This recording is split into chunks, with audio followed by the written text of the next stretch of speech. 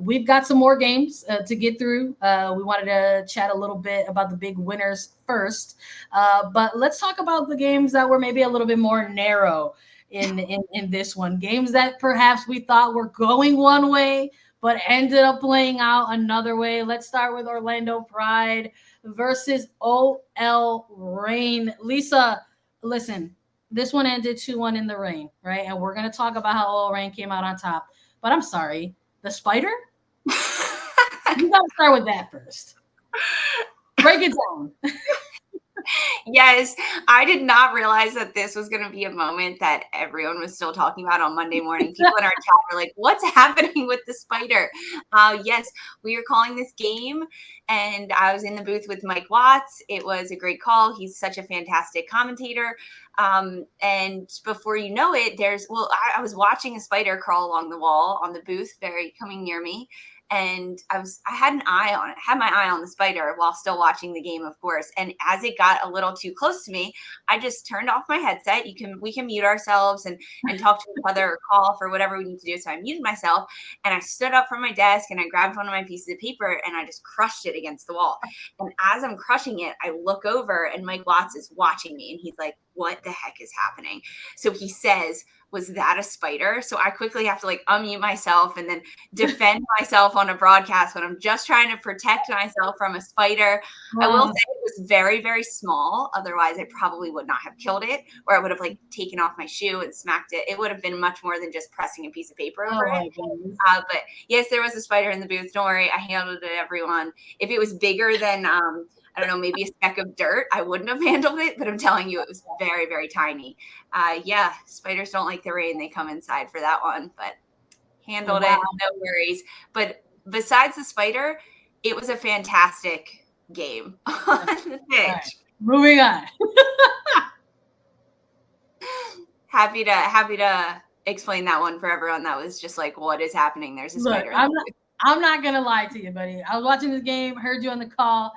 I too had the same reaction. I was like, well, I can't wait to ask Lisa about this. And we went the entire weekend. I didn't bring it up to it all because I'm like, I want to save it for the show. But look, that's just a really good example of some of the things that that you all have to deal with in the booth. You have to be multitaskers, and sometimes you have to just protect your set. And I appreciate it. Multitasking is such downplaying of that. We were watching a million different things, a million different screens, talking to each other, producers in our ear, and then bugs on the wall. So got to handle it. No worries. Well, I'm glad that you had such bravery in that moment. Your reaction wasn't actually, we got to end the broadcast. We need to burn down this entire booth. Sorry. Goodbye. Love that for you. Also love the win for OL Reign. Yeah. This one had a rain delay. Lisa talking about things that you have to adjust to or make different multitasking things and sort of adapt to in real time. A little bit of a rain delay kind of ahead of kickoff for this one. So not something that maybe was like, hey, let's stop it in the middle of the game and then get back to it. It was in the buildup to kickoff. So this one got going maybe about a half hour later or so. We saw some cool things inside the facilities. We saw the rain kind of channeling their inner Adele. That was very nice. Perhaps that was the X factor in this game. Although Orlando kept it interesting, I thought for a second maybe they were going to come out victorious, and that's part of us talking about these games in this segment about where we thought games were going and how we felt they were going to play out, because Maggie Doherty Howard converts for Orlando Pride, and they go up early in this game. But Bethany Balser and Meghan Rapinoe put the game on ice, and OL Reign walk away with the win, 2-1. This was a very, very fun game to call and to watch as a fan, if anyone that was watching it. OL Reign controlled a lot of this game, and Orlando, we've talked about Orlando so many times on this podcast about how they're doing so many different things and they're changing things up. They're winning games. They're pulling out goals. This goal doesn't happen unless there's a bit of a high press from Orlando as OL Reign's looking to build out. And frankly, it's a mistake on OL Reign as Hyatt looks to play it out of the back line and Doherty Howard picks it off. She ends up shooting it from distance and it gets deflected by Alana Cook that's sliding over to make the save. like there obviously it's a coulda, shoulda, woulda situation, and to sports there are so many of those situations, and hindsight's always 2020. But perhaps if Alana Cook doesn't even make that slide tackle, is it an easy save for Fallon Joyce? Does it go over the crossbar? Like there are so many options that happen because the shot, the way it was taken, was going towards frame from Doherty Howard, but if it takes that deflection off Alana Cook, Joyce has no way of saving it because it's a deflection.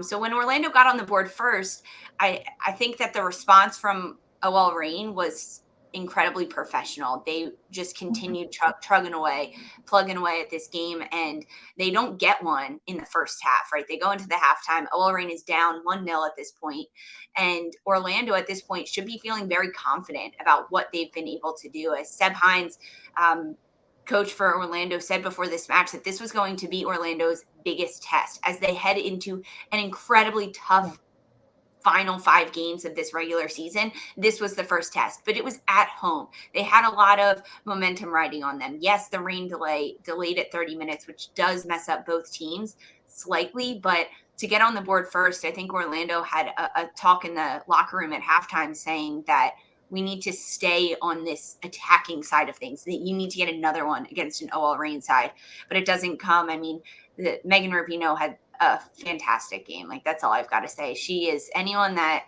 disagrees that she shouldn't be on the U.S. roster, just watch this game. She played lights out. The defensive side of the ball, she was working back everywhere to win it back, to shield players off the ball, quick touches. She kept the ball moving. She ends up getting the assist on the ball circle, and then she scores one of her own for the game winner in this one. This game. Yeah, I mean, Meghan Rapinoe's had, you just got to call it like you see it. Meghan Rapinoe's had a good month, period. Yes. Just one of these players that you could sort of see kind of finally maybe hitting their stride a bit, where things were kind of, are aligning, after a really slow start to 2022, quite frankly. But yeah, massive game for her in this one. Really cool to see her kind of get the game winner, essentially. But also like serving up that, the Balser goal for me was probably like my most favorite goal in this match. Quite frankly, I love the service, from Rapinoe, the placement on the header by Balser. It was like dime after dime, and then it was like through the goal. So I really love that this was the equalizer by the Reign in this one, and just sort of like the come from behind, quite frankly, as well in this one. I think the Reign are a team that have sort of quietly, been this kind of upper half table team for a little while now, and they haven't necessarily had statement-esque type of games. Like, we're looking at games that maybe are a little bit of statement games, and I think like San Diego Wave against Portland could have been a little bit of that. We had Houston go on the run that they did, and I think that they had a statement game a little while back. And then for this one, for me, was a little bit of that for OL Reign. I think you're looking at two teams in different areas of the table, but this is an Orlando Pride team that, sure, they're in 8th place, outside looking in, but we're talking about a team that's gone on a 7-game undefeated streak right now. They were a very hot team, and they were at home going up against this OL Reign side that were coming off of a little bit of a match-heavy a week, right? Sort of participating in that Women's Cup and everything. So to not only be able to get the win, but sort of end another team's streak, get a big 3 points, right? Continue to maintain your place in the upper half of the table, and doing it while getting not just one, but two of your kind of more prolific goal scorers goals. I love that for the Reign. So I thought it was a big win for them to sort of exit out the weekend of. So congrats are in order to them. And we've got a couple other games to get through. Houston Dash versus the Spirit. Lisa, talk about a game where we thought was going one way and then ended up going another. Houston getting on the board in this one. Spirit equalizing and then pulling ahead on a couple of goals by Ashley Hatch. But then too, back to back from Hatch. It was great. But the way this one finished, it just is like another one, the 10th draw. It's the 10th draw for this Washington Spirit side, conceding late stoppage time. Yeah, I mean, there's so many moments in this game where I was like, wow, Washington's going to win it out. Angela Salem on the sidelines being the acting head coach for Washington. They're doing so many things right. I mean, conceding early in the 22nd minute to Houston, getting on the board by Schmidt. Sophie Schmidt getting this one was great, right? For Houston, it was a really good goal. And Washington conceding, I wasn't surprised kind of as how that unfolded, but I loved their response, right? Second half, within a 3-minute span, Ashley Hatch gets a brace. And she gets the lead for her team and for Washington. And then it became a moment of, okay, now can Spirit manage this game? And they did okay, right? They managed it until the very end. It was another stoppage time goal, which is huge for Houston. Houston picks up 3 points at this. They stay towards the top of the NWSL standings, which is something that they wanted to do, right? This was a game that they could have dropped 3 points to Washington, and it would have dropped them in the standings. They would have dropped all the way down, like below Portland. They would have been 5th right now at this point. So the fact that Houston was able to pull out a tie on this one was just massive, massive. And my heart breaks a little bit for Washington. I don't know, for Angela Salem, if she were to be able to get a win in her first game as acting head coach, that would have been crazy, but it didn't happen. They end up splitting these points. Both of us had Houston taking the win in this one. Both of us wrong because it ends up a draw 2-2. Yeah, I mean, sometimes that's soccer, baby, right? I think that's what we talk about sometimes. So that you can get a win, you can get a loss, but you can also get a draw, right? At least in the regular season. And I just, it was painful. It was painful, honestly, to watch that ending. I really thought the Spirit were going to be able to kind of pull some things off, but another moment in which defensively they're unable to sort of close out a game, and it leads to their 10th draw in the regular season, winless since May 1st. Tough one. I think if you're looking at a team like Gotham and saying, oh, what a really tough season for them, I think you also got to include the Spirit in that conversation as well. Maybe tough in a different type of way, but Houston Dash being able to go ahead and maintain their pace, quite frankly, in the hunt for the Shield, in the hunt for perhaps first place still as well. They're keeping up with the rest of the Joneses in the top of the table. Let's close out this final match of the weekend. Kansas City Current versus North Carolina Courage. Listen, these two teams played to a wild 4-3 scoreline just a few weeks ago. And of course, we came on the preview, Lisa, and we were like, that's probably not going to happen again. And it didn't. But they said instead of 7 goals, we'll give you 5. Kansas City coming out as the winners in this one. 3-2 victors over North Carolina Courage. I believe we both had Kansas City in this one, Lisa. I had a draw. You had a draw, buddy? Yes, I thought that it was going to be like a 2-2 draw. You did have Kansas City though, so they extend their streak. It's just insane. Lola Bonte gets a second penalty kick in back-to-back games that she puts away. That was what opened the scoring in this one in the 5th minute. And then North Carolina equalizes. Caroline gets on the board in the 28th minute. Then at the start of the second half, Caroline gets a second one, her brace of the game. And CC Kaiser, Kansas City, they respond. Kristen Hamilton ends up getting one just before the hour mark. It was a lot happening at the start of that second half. Both teams coming out, firing on all cylinders, ready to go. And Kansas City ends up getting 3, which is just huge. This is a big win for Kansas City to get this over North Carolina. This was also a big standings playoff implication game between these two sides, because where North Carolina was sitting, they were coming off of 2 back-to-back wins. And if they won this one, they would have continued to jump and climb. Meanwhile, Kansas City, they've coming off of a draw. So they lost points last week in that 1-1 draw over Angel City. They dropped 2 points. But this win for them jumped them up in the standings. And I think it's huge that Kansas City got this win, and it really, really hurt North Carolina at the end of it. Yeah, I think, there's eyes on Carolina right now at this moment. They're a team that has the most games remaining in their schedule. They win on a couple, back-to-back results there. Big blowout win over Chicago, coming off of that one. But we were a little curious, I know, in this one, if we were going to see Diana Ordonez. We saw that she was listed as questionable, coming off with that shoulder injury.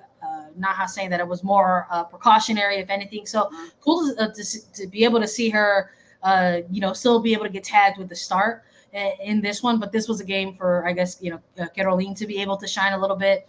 Big for her to be able to get, the brace for this team, because I feel like it's sort of been Ordonez mostly the target in recent matches for Carolina. So really cool to sort of see her find the back of the net. But Kansas City, man, like continuing, like, look, Kansas City Current, just keep on rolling, just rolling down the river. Quite frankly, they're doing it. CC Kaiser is such a huge acquisition for this Kansas City side. She has changed everything for them. She adds such a big threat up top. It takes a little bit of pressure off of Kristen Hamilton to score all those goals, Elise Bennett to score goals, and Kaiser can step up, and she's frankly been doing it. It's so great to see. I mean, you just mentioned Caroline, 3 goals on the year, 2 assists for her. Getting that brace was really big as well. Yeah, no, absolutely. And I just like how sort of week in, week out with this Kansas City team, like you can point at a player in a certain position and just sort of see the type of game and the impact that they're having, for Kansas City.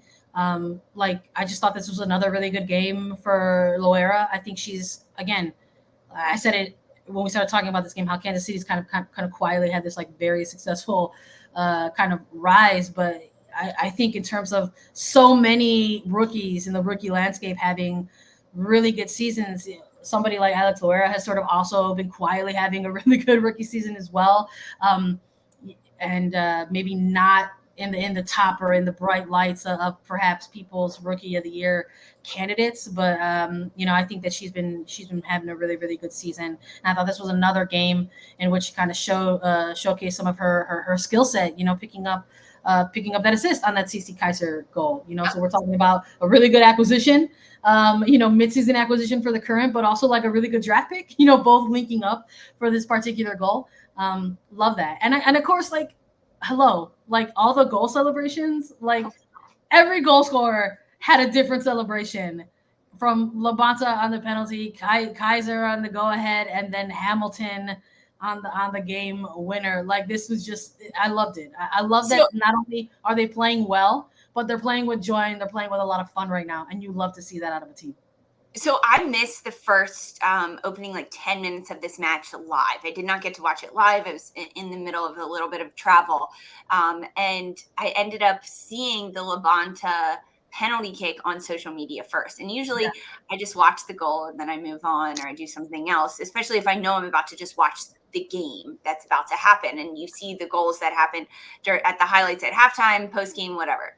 But as I'm watching this on Attacking Third Twitter, I see the Labonta and I'm with Lori Lindsay and we're watching this highlight, and all of a sudden I'm like, wait, we have to see the celebration. What does Lo do? What's the celebration now for Kansas City? It's become so much more.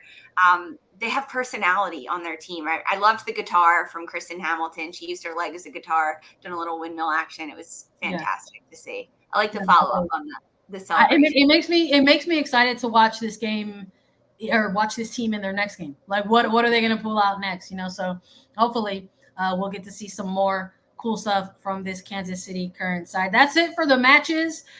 Before we close out, we want to let everybody know the standings. We've been doing them month to month, and we like to do a little comparison game as well. San Diego ended July in first place, and they faltered a little bit during the month of August. But guess what? It doesn't matter because they're closing out August back in first place. So San Diego Wave in first place on the table. Houston Dash in second place with 29 points. So 31 for the Wave, 29 points for the Dash. Kansas City Current in third place with 29 points. Portland Thorns falling to fourth place with 28 points. Oil Reign in fifth place with 27, and Chicago Red Stars closing out in sixth place with 26 points. Let's look at the bottom half of the table. Angel City still in seventh with 25 points. Orlando Pride in eighth place with 21 points. North Carolina Courage jumping up to ninth place with 16 points. Racing Louisville FC in 10th place with 14 points. Washington Spirit in 11th place with 13 points. And Gotham FC in 12th place with 12 points. we'll see how September shakes out. Stay tuned. We'll have more for you all. As always, thanks so much for listening.